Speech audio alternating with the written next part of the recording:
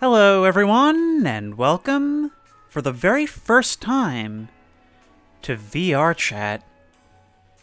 And today, the map we're going to be exploring is the Willamette Mall from Dead Rising. This is absolutely nuts to me. So, a little backstory on my relationship with this game. So, over a year ago, a helpful member of the community actually helped get me into this game and showed me a few maps that I might explore, and I just never did. It kept getting pushed back with all these different things I wanted to do, but now I've seen something that caught my eye. Somebody recommended this on the Discord, which you should totally join, and immediately I knew I had to try it. Because Dead Rising is a very nostalgic game for me. It's a big deal in my childhood and in the way I perceive games and what they can be. I was a PS2 kid, and jumping from a PS2 to this, it was the first game I got with my first 360 in 2006. It completely rocketed forward my perception of what video games could be.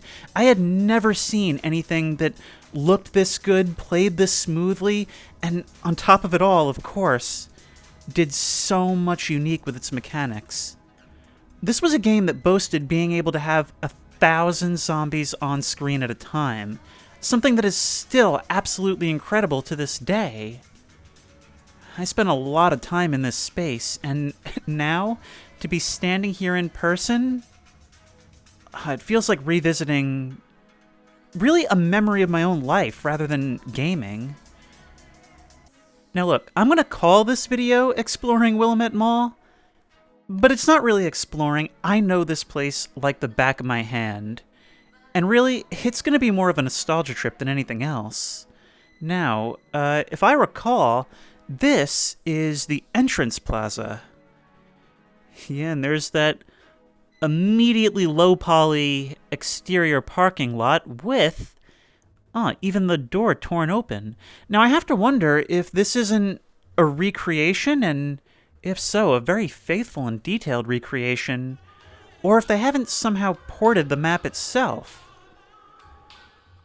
Now, this map actually functions something like a loop, with a few weird things off to the side, so I'm not really sure where to start. I know that this being the entry plaza, that means that that door up there with the exit sign above it, that'll be the path to the security room, so I believe that should be where we go first. Let's climb these stairs. Oh, no, wait, no. I have to relive something. Now, if I remember, when you first came here in the beginning of the game, it introduced the fact that unlike most games of the time, you weren't alone. There were actually a lot of other survivors, and they were a big part of the experience. When you first got here, the mall hadn't been overrun yet. There were a lot of people hanging out here, and you had to go talk to someone in the back. Somewhere over here, probably right here, the shutters were down, and you were right here when they came in the front door, thanks to some really stupid old lady who everyone hated. And you had to rush your way, fighting through a ton of zombies that had poured in, and it was just a mad dash back here so that you could get to this staircase, run upstairs, and back to the safety of the security room. And I think for that reason, that's a really great place to start this explore.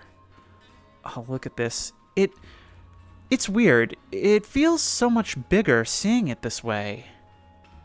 Which is saying something because it felt pretty big at the time. Remember, in the PS2 days, environments would generally be a lot smaller, separated by long loading screens. And so, even though I think there were loading screens in this game as well, the areas were much bigger, invited much more exploration. Now, can we open these doors? No, sadly, it doesn't seem like we can. I don't really know exactly how VRChat works, but it seems like some areas we won't be able to access.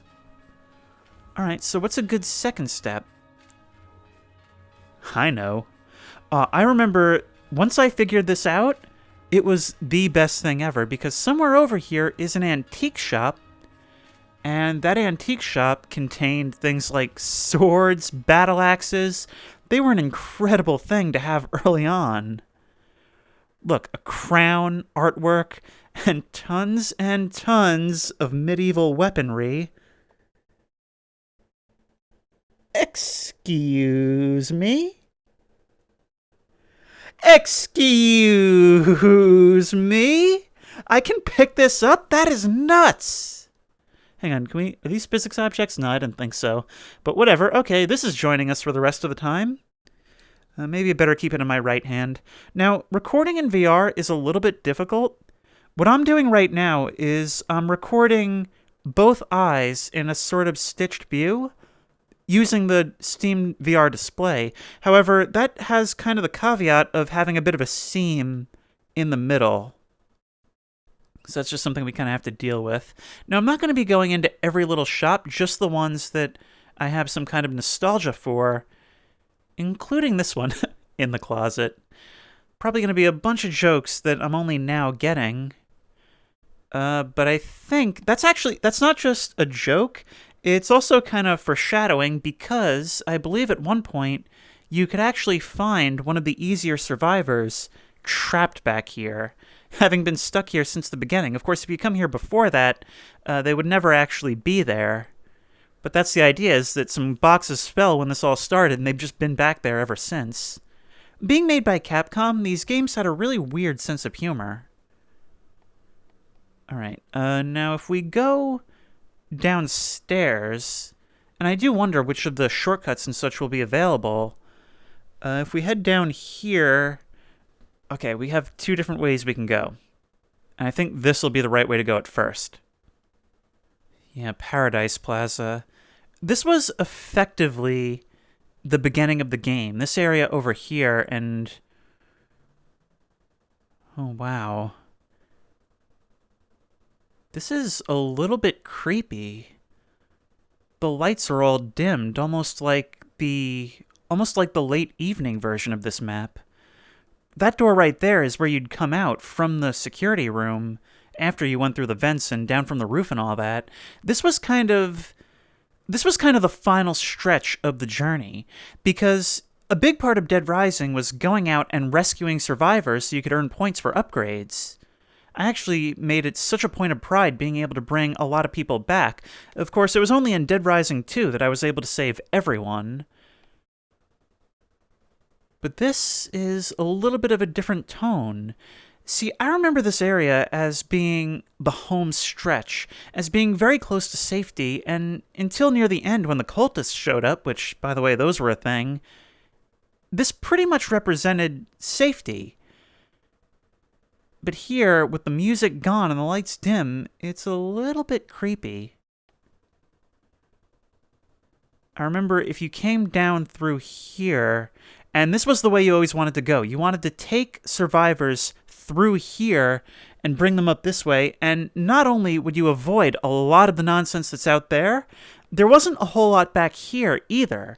So, a big godsend, and I didn't learn about this until way too late, was that in these bathrooms back here, I think it was the women's room, you could use, okay, this is definitely not to scale, but you could use one of these stalls, actually had a secret entrance that went all the way to the Wonderland Plaza. And I can't wait to show that. Yeah, I just kind of picked a random avatar. This one seemed fitting, plus for some reason I kind of like having the catsuit covering my entire arms. I don't know, feels right. Alright, where do we go now? And I'm assuming that those yellow blips on the doors mean that we'll be able to pass through them. But there's still plenty more that I want to see here. Yeah, there were a lot of toy stores in this area. And you know, one of the main gimmicks of Dead Rising was that you could actually just grab pretty much anything off the shelf and use it as a weapon. Of course, things like the battle axe were the most effective for cleaving through crowds. But in a pinch, it actually provided good incentives to pick things up from here and use them. That was something I really liked about it, was the makeshift weaponry. I really can't stress enough just how innovative that game was on a technical and gameplay level for 2006. You could even put on all the clothes, so you could have Frank running around in undersized children's clothes. That was something I did in some of my runs. I remember that toy store over there. This big Lego Man looking thing, you could actually pick up these heads and put them on zombies, and that would actually render them a non-threat. We can pick this up as well. Wait, can we put it on? It says we can use? Imagine that, but on zombies. That's what Dead Rising was. You stay floating as well. Well, you're coming with me, though.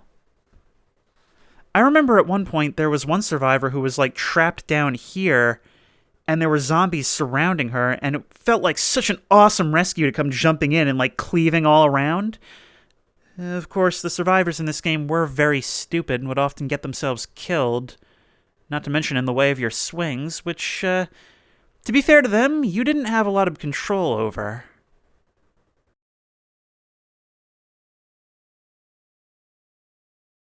Movie Land. Thankfully, there was never much reason in the actual game to come back here, because I remember this place always freaked me out.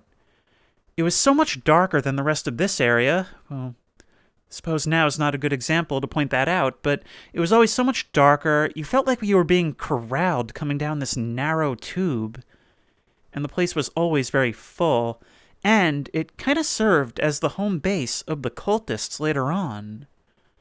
Let's have a look at some of what's playing.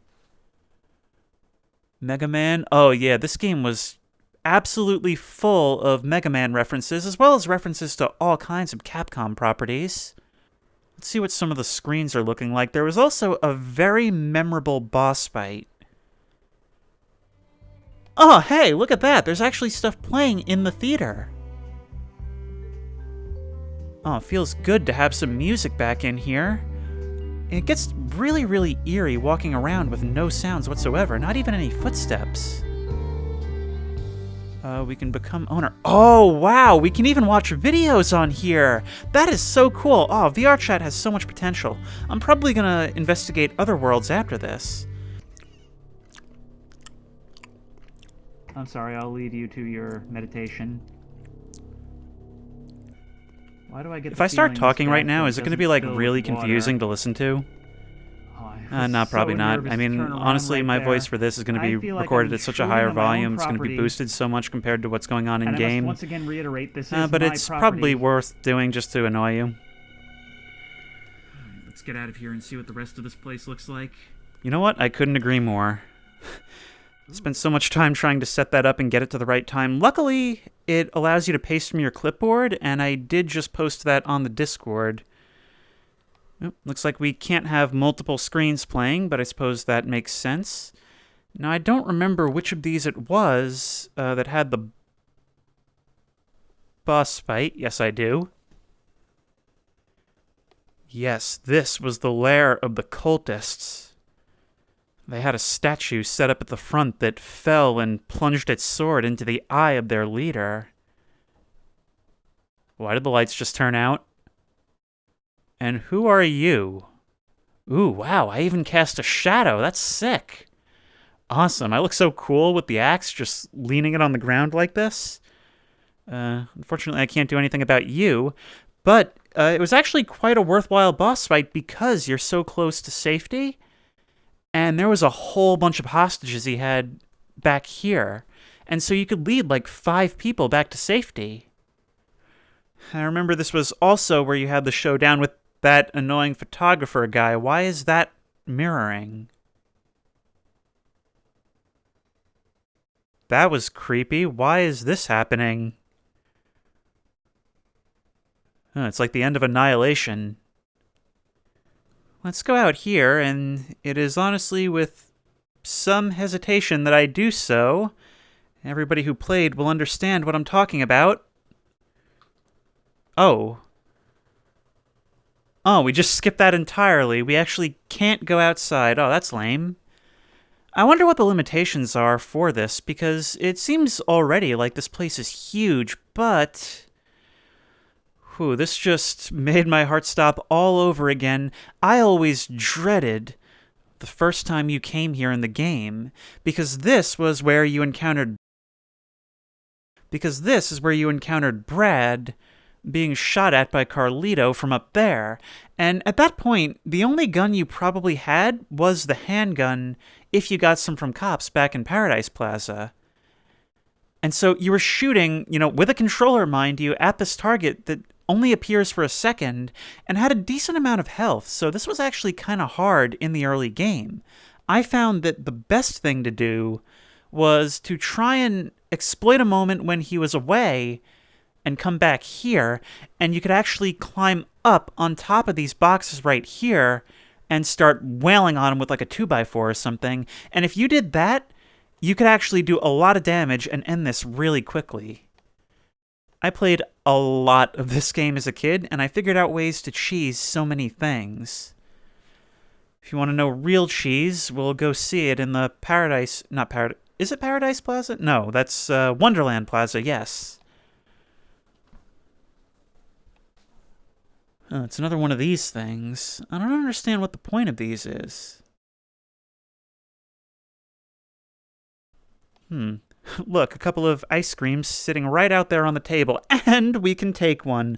Man, this is ginormous. Oh, man, this has got to be like 3,000 calories all in one. Nuts. It looks absolutely delicious, though.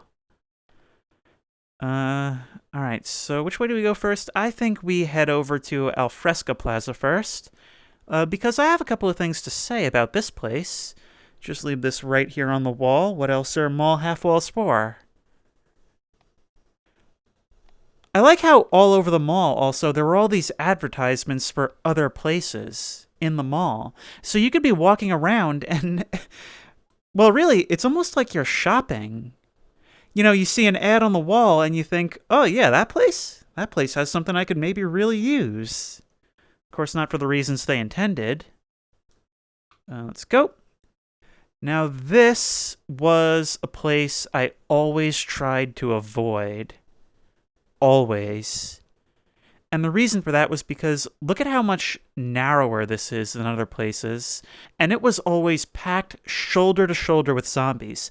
Unless you had, like, the chainsaws or a couple of these, you were not getting through here. You certainly never wanted to take survivors through here. But it was also kind of useful because there was always an SMG in this fountain. And weapons in this game respawn, so it would reliably be found here.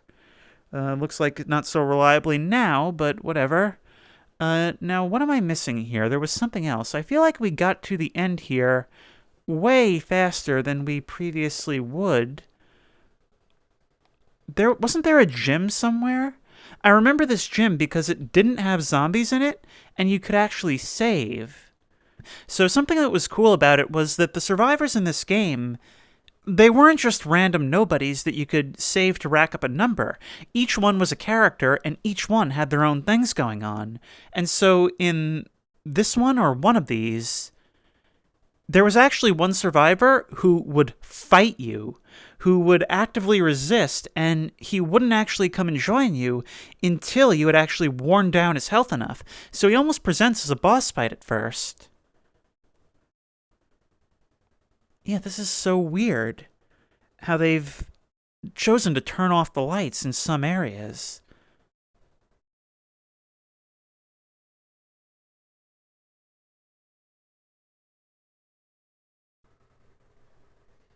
We need to go this way. Oh, wait, no. I think the guys were barricaded in here. This hardware store, yes. Now, you could get a chainsaw from here, but I very quickly found out that that chainsaw is not the one you want. It was very unwieldy, required 2 hands, had to be charged up. There's a better set of chainsaws in the game. And this, honestly, is... See, the thing is, the game didn't function in a linear fashion. The game functioned on a series of events, scoops they called them, that all occur when they occur, or within a certain window. And if you're not there for them, they pass you by.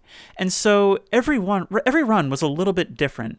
I think you could, if you really well managed your time, investigate everything, but it was extremely difficult to do. Even the main story missions could run out, and you'd just be dropped into like a free roam. But I'll show you what I mean once we head over here to, and you'll understand why they call it this, the Wonderland Plaza. This place was amazing. I remember as a kid wanting this to be real so badly. I mean, look at how cool this looks. An indoor roller coaster with those big skylights towering over it.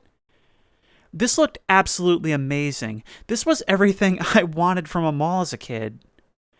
Actually, come to think of it, at the time, I actually did wish for a free roam version of it without zombies so I could just look around. I guess I've finally gotten my wish 12 years later. No, not 12.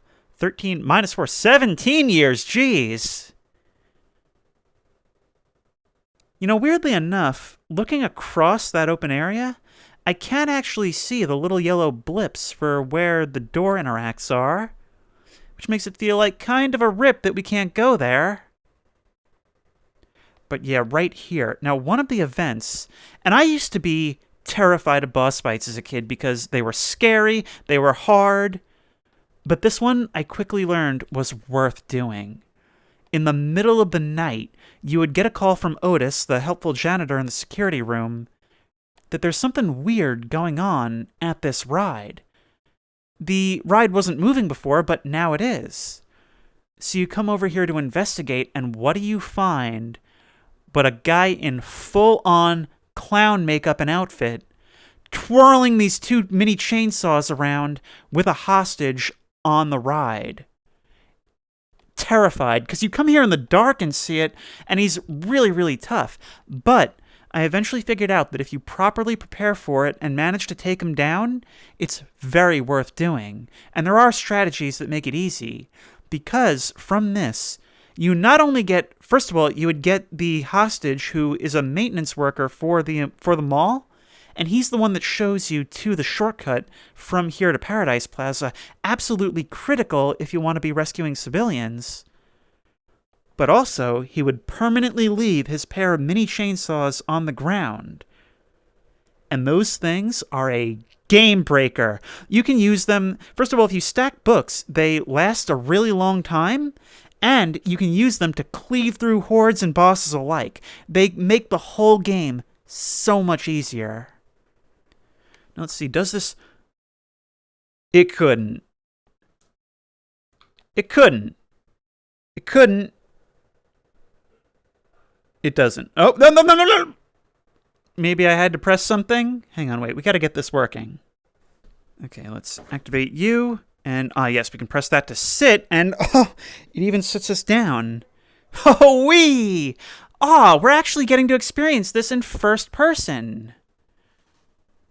This is nuts. Oh, actually felt my stomach drop a little bit there. Everyone shut up, look at me holding my battle axe. Yeah! Just me living out my childhood fantasies. Even though this game really wasn't made for children. You know, that kind of reminds me of the fact that when I was a kid, I had next to my bed a shelf with all these VHS tapes. And among them was things like, you know, The Little Engine That Could and all these cartoons. Also on there was Terminator 2 and Apocalypse Now. Really kind of thankful that the box art for Apocalypse Now never really caught my interest. Terminator 2 was one of my favorite movies from the age of like 3 up. Ooh, now look it down here. I had almost forgotten about this area because you pretty much never wanted to come down here. You were pretty much just getting yourself bogged down. But I think at one point there was actually a survivor trapped on top of this ball, and another one on top of here. Now, the AI in this game was so stupid that I actually preferred the ones who were like old or injured, whose hands you had to hold or who you had to carry. Because at least when you were holding them, they could be trusted to stay with you. Unlike the others, who had really terrible pathfinding and intelligence, stopping to fight every little zombie when they should have been exploiting every opportunity to run. But yeah, it was such a game changer. Ooh, wait. No, this doesn't lead to the bathrooms. This, I think, yes, was one of 2 hallways that led to the North Plaza. We'll get there in a second, but that place was always super spooky to me. Sir Book-A-Lot. Yeah, this game found a use for basically every type of item in the game. If I remember correctly, books could actually be used to give yourself kind of passive upgrades, in addition to the actual upgrades that you could unlock by leveling up. And what was cool about it was that it placed you into the role of Frank West. You're kind of a selfish guy who's just here for the story. Of course, he does undergo a little bit of characterization, but I remember reading an article on the game when it was coming out, and it was basically the lead designer talking about how, you get more points for photographing events. So, like, if you could photograph survivors doing specific things or at certain moments, if you could very quickly pull up your camera and get, like, key moments in the story and zombies doing things and all kinds of stuff, it would grade you on that and you would earn points. The lead designer actually talked about how you could basically, if you wanted, stage someone's death so that you could photograph the aftermath or the event itself for crazy points. Now that's immersion. We are now heading up into what is not just here, what was always the very dark North Plaza. And the reason for that was because it was actually under renovations at the time. And so none of the lights are on, only the bare minimum. And, well, bare is the right word. Everything just feels so much more hostile with all these scaffoldings and unfinished stores. It was a really creepy place, not to mention the fact that some of the most difficult boss fights took place here. But there was one that actually scared me more than any other. Now, in here was a pretty terrifying one, although he's not the one I'm talking about. Once you came in here, which I believe you had to for the story, you couldn't even skip this one, there was this crazed cashier who would actually, he had a shopping cart filled with, like, pitchforks and blades and all kinds of things, and he would bull rush you down the aisles. Can we actually get back here? Oh, you're bothering to model these parts of the maintenance tunnels. I really wish we could access these doors, because the thing I was really looking forward to was the service tunnels underneath the building. But it's starting to look like they're not going to be modeled on this map. To be fair, they are a lot of nothing, but they're also very, very dark and scary. Alright.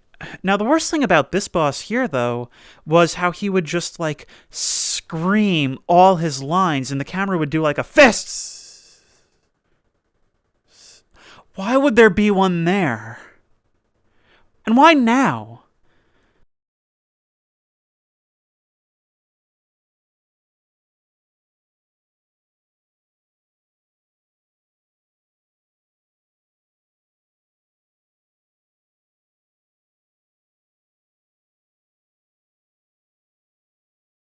And that was through not there. That's a bathroom. It must have been further down.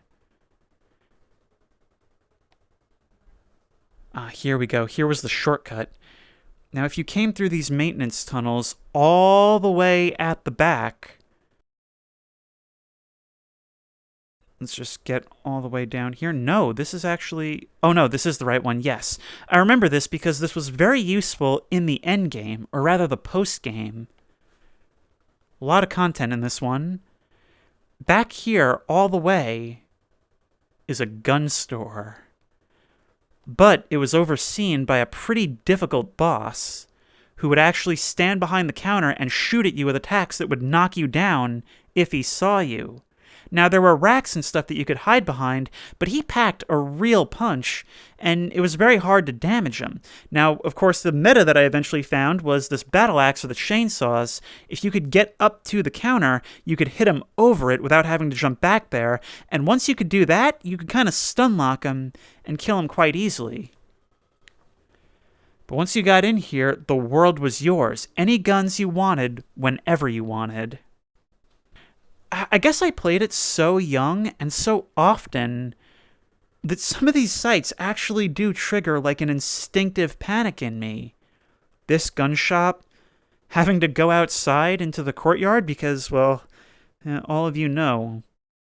I don't want to play it for fear of copyright, but the first 4 notes of Gone Guru are honestly, well, it's almost like hearing a German Stuka going into its dive position. Now, what have we back here? This is, for as dark as I remember this place being, it's even darker than that. I actually really like how soft these light shadows look coming down. I wonder if the original game actually looked like that, or if this is something taking advantage of VRChat's more modern engine, whatever that may be. Now, what about over here? Oh, yes, I remember. Hang on. Are all those cables supposed to be almost noose-shaped? I don't remember if something happened here. I think at some point there might have been someone injured who spawns here, but I don't remember anything relating to that. Ah, no, over here, I think, was where you fought the Vietnam vet.